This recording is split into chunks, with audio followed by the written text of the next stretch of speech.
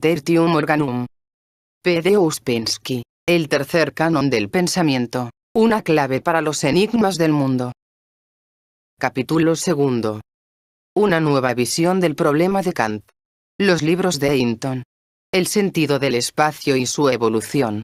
Un sistema para desarrollar el sentido de la cuarta dimensión por medio de ejercicios con cubos de diferentes colores.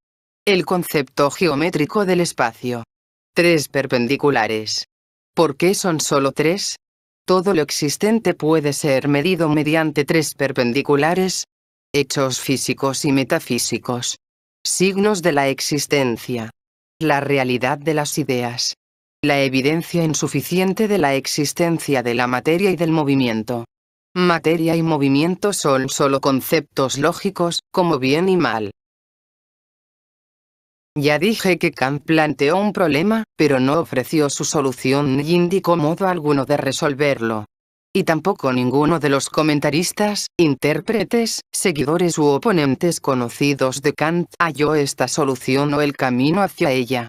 Encuentro la primera vislumbre de una comprensión correcta del problema de Kant, y los primeros indicios de un camino posible hacia su solución, en los intentos de un nuevo enfoque del estudio de este problema del espacio y del tiempo, conectado con la idea de la cuarta dimensión y la idea de las dimensiones superiores en general. Los libros del escritor inglés C. H. Hinton, A New Era of Thought y The Fourth Dimension, contienen un interesante análisis de lo mucho que se ha hecho en esta dirección.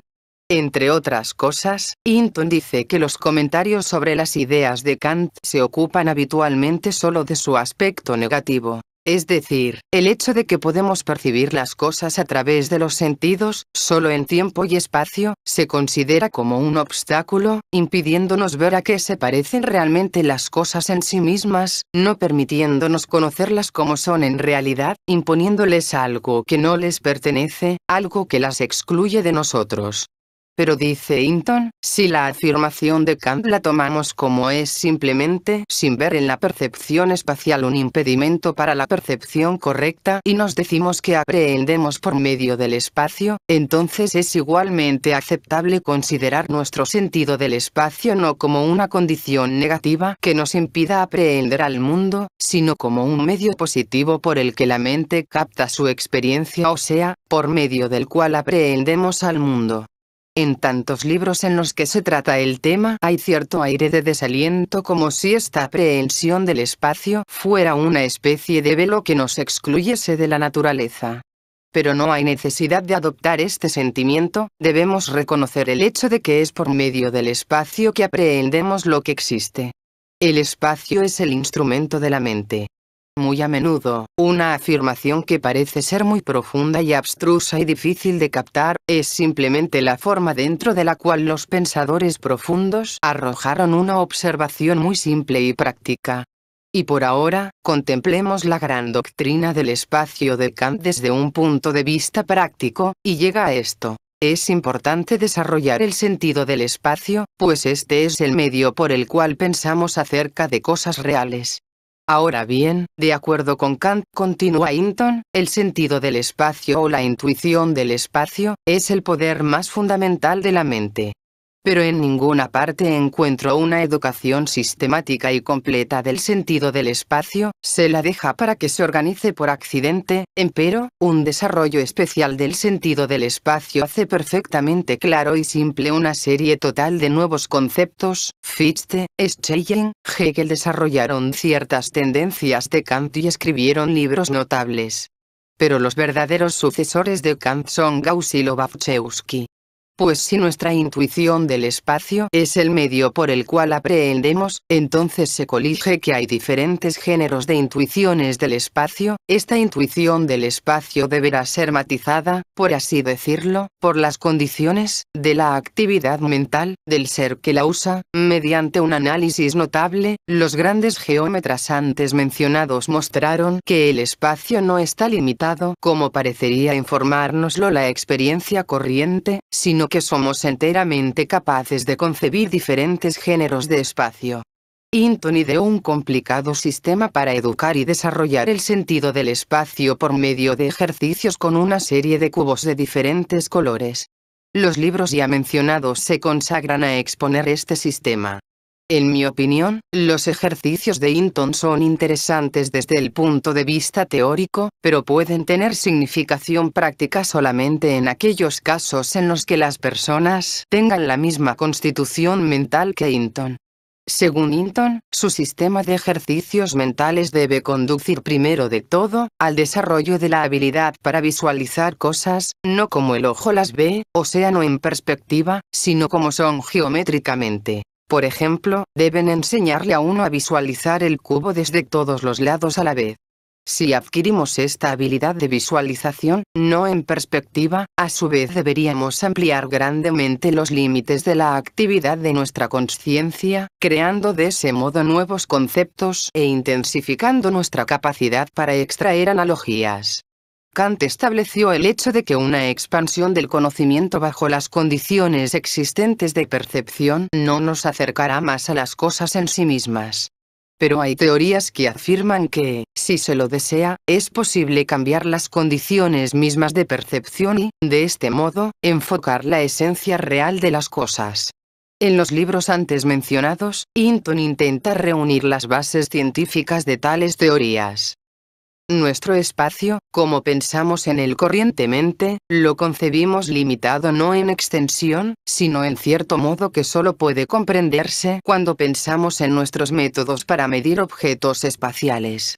Encontramos que hay solo 3 direcciones independientes en las que un cuerpo puede medirse. Deberá tener altura, largo y anchura, pero no tiene más que estas dimensiones.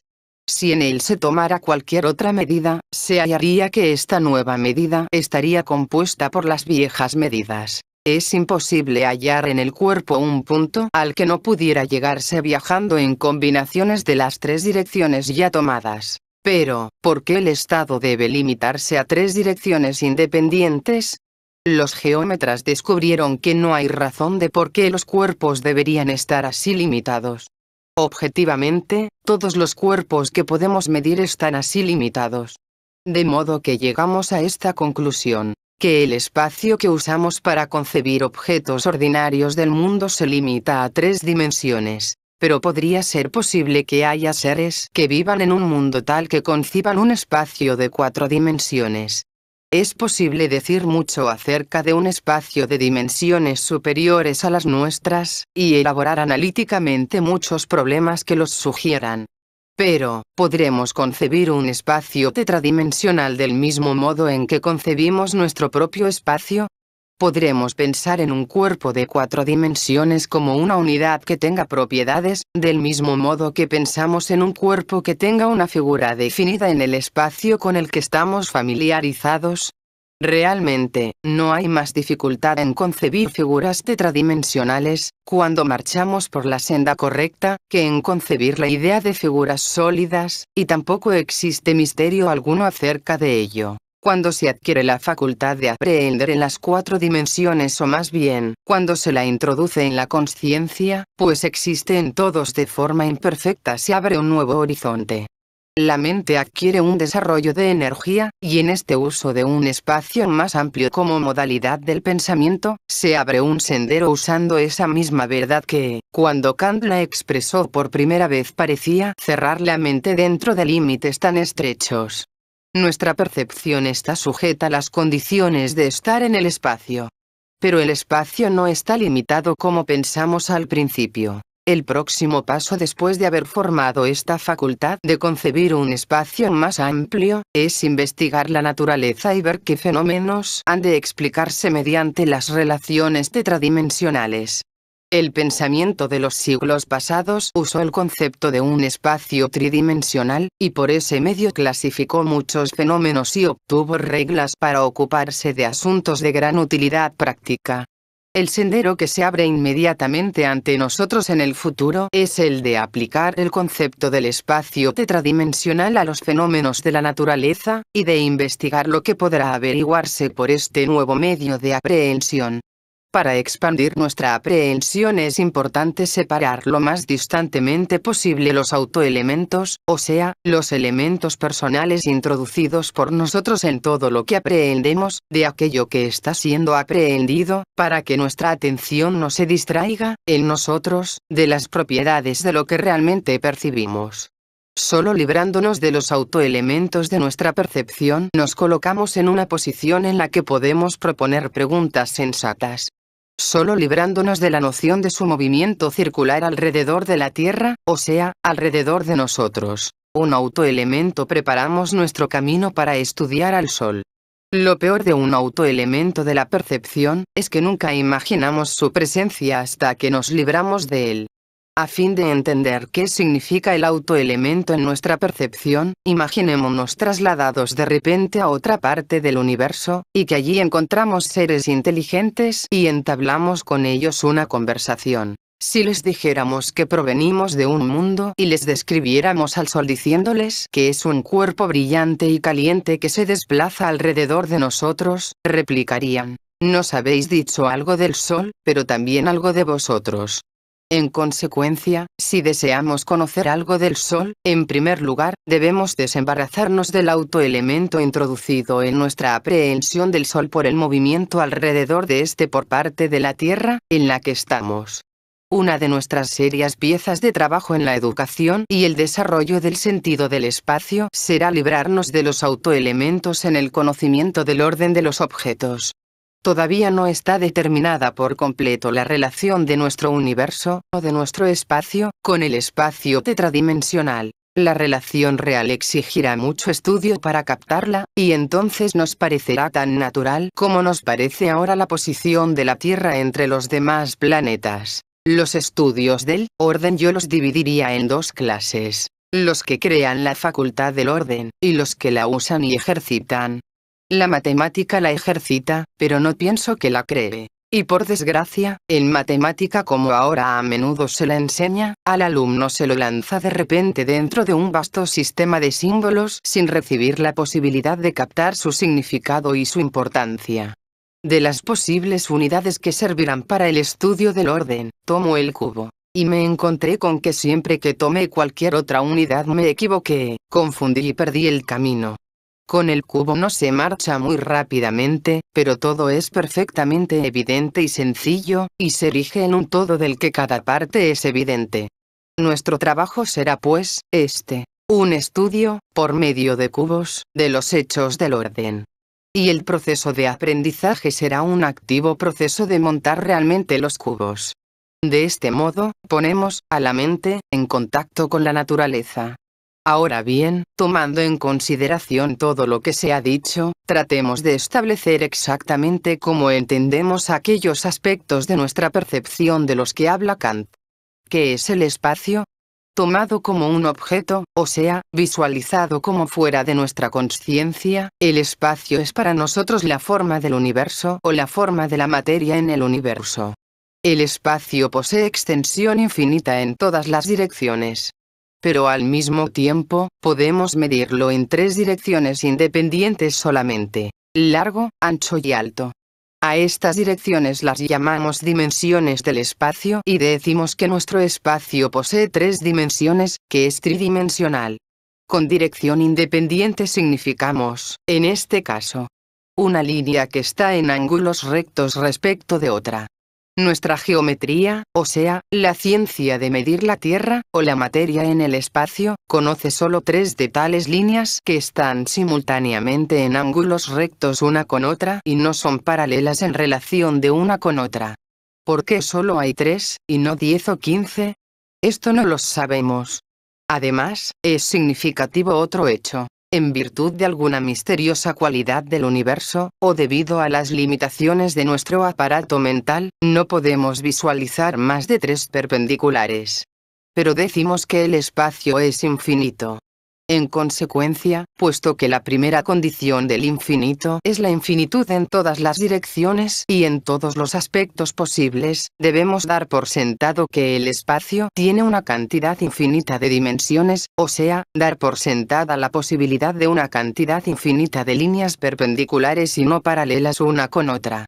Y además, tenemos que dar por sentado que, por alguna razón conocemos solamente 3 de estas líneas. Este es el aspecto en el que la cuestión de las dimensiones superiores se presenta a nuestra consciencia ordinaria. A pesar de todo, puesto que somos incapaces de construir más de 3 perpendiculares, estamos obligados a admitir que, aunque la tridimensionalidad de nuestro espacio sea meramente condicional, lo limitado de nuestro espacio respecto de las posibilidades geométricas es un hecho incuestionable. Pero por supuesto, si estas propiedades del espacio son creadas por ciertos atributos que nos pertenecen, entonces se colige que la limitación está también en nosotros mismos. No importa de qué dependa esta limitación, el hecho es que existe. Un punto dado puede ser el vértice de solo 8 tetraedros independientes. Desde un punto dado solo pueden trazarse 3 líneas perpendiculares y no paralelas. Partiendo de esto, determinamos la dimensionalidad del espacio mediante el número de líneas que es posible trazar en él, las cuales estarían en ángulos rectos una respecto de la otra. En una línea no puede haber una perpendicular, o sea, otra línea. Es espacio unidimensional. En una superficie, son posibles 2 perpendiculares. Es espacio bidimensional. En el espacio, hay 3 perpendiculares. Es espacio tridimensional. La idea de la cuarta dimensión surgió del supuesto de que, además de las 3 dimensiones conocidas por nuestra geometría, existe una cuarta. Inaccesible y desconocida para nosotros por alguna razón, o sea, que además de las 3 perpendiculares que conocemos es posible una cuarta perpendicular misteriosa. En la práctica, este supuesto se basa en la consideración de que el mundo contiene muchas cosas y fenómenos acerca de cuya existencia real no puede haber duda, pero que trascienden cabalmente la medición en largo, ancho y alto, y están, por decirlo así, fuera del espacio tridimensional. Podemos tomar como realmente existente aquello que produce cierta acción, tiene ciertas funciones, representa la causa de algo más. Lo que no existe no puede producir acción alguna, no tiene función, no puede ser causa. Pero hay diferentes géneros de existencia. Está la existencia física, reconocida por acciones y funciones de cierta índole. Y está la existencia metafísica, reconocida por sus acciones y funciones. Una cosa existe, y la idea del bien y del mal existe. Pero no existen en el mismo sentido. Un mismo método de demostración de la existencia no puede servir para demostrar la existencia de una casa y la existencia de una idea. Una casa es un hecho físico, una idea es un hecho metafísico. Los hechos tanto físicos como metafísicos existen, pero existen de modo diferente. A fin de demostrar la idea de la división del bien y del mal, o sea, un hecho metafísico, deberá demostrarse su posibilidad. Esto será suficiente. Pero si demuestro que una casa, o sea un hecho físico, puede existir, de ningún modo eso significa que realmente exista. Demostrar que un hombre puede poseer una casa no es prueba de que realmente la posea. Además, nuestra relación con una idea y con una casa es muy diferente. Por medio de cierto esfuerzo, puede destruirse una casa. La puede incendiar o demoler. La casa cesará de existir. Pero trátese de destruir mediante esfuerzo una idea. Cuanto más se luche contra ella, cuanto más se la discuta, refute y ridiculice, esa idea más crecerá, se difundirá y cobrará fuerza. Por otro lado, el silencio, el olvido, el no hacer, la no resistencia aniquilarán, o en todo caso debilitarán esa idea. Pero el silencio, el olvido no perjudicarán a una casa ni a una piedra. Está claro que la existencia de una casa y la existencia de una idea son existencias diferentes. Sabemos muchísimo de existencias diferentes de ese tipo. Un libro existe y el contenido de un libro existe. Las notas existen, y la música que éstas contienen existe. Una moneda existe y el valor de compra de una moneda existe. Una palabra existe y la energía contenida en ella existe. Por un lado, vemos una serie de hechos físicos. Por el otro, una serie de hechos metafísicos. Hay hechos del primer género y hechos del segundo género. Ambos existen, pero existen de modo diferente. Desde el corriente punto de vista positivista, parecerá muy ingenuo hablar del valor de compra de una moneda separadamente de esta, de la energía de una palabra separadamente de esta, del contenido de un libro separadamente de este, y así sucesivamente.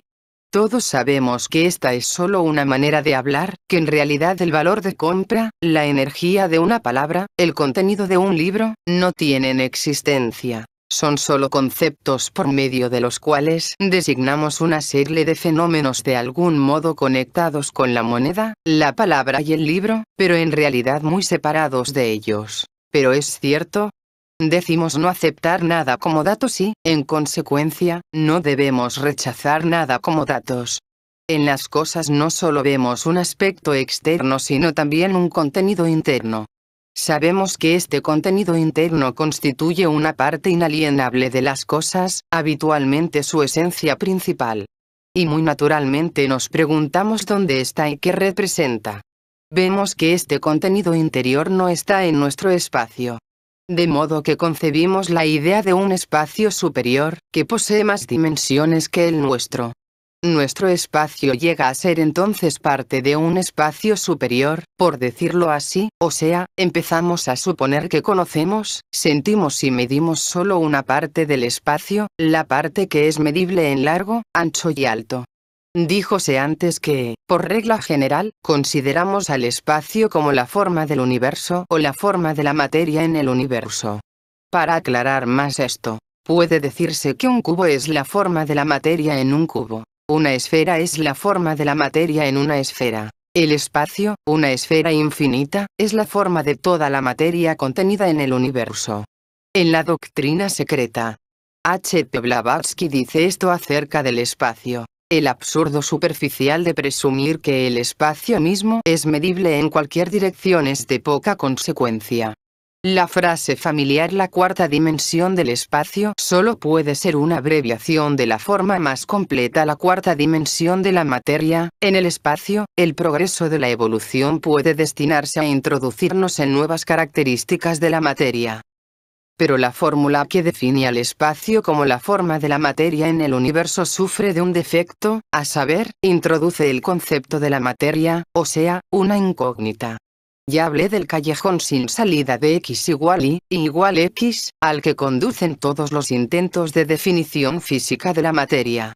Las definiciones psicológicas conducen a lo mismo. En su célebre libro de Physiology of the Soul, Ayertsen dice: llamamos materia a todo lo que, directa o indirectamente, ofrece resistencia al movimiento producido directa o indirectamente por nosotros, manifestando en esto una notable analogía con nuestros estados pasivos.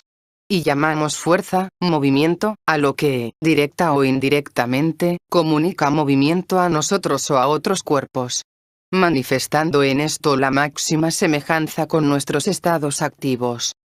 En consecuencia, materia y movimiento son, por decirlo así, proyecciones de nuestros estados activo y pasivo.